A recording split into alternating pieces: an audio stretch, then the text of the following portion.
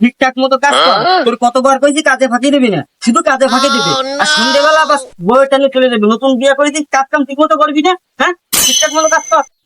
একটা কাজও ঠিক মতো করে না, শুধু চেহারা দেখে দিকে।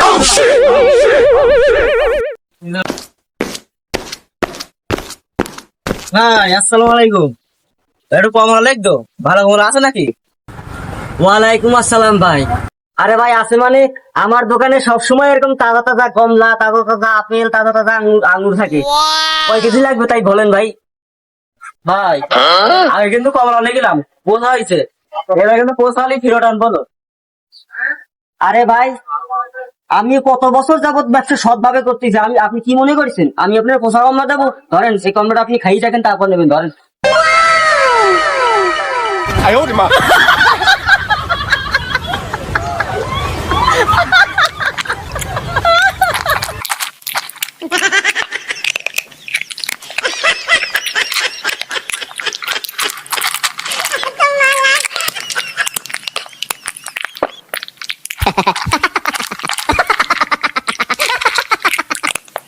ভালো না ও পোষা।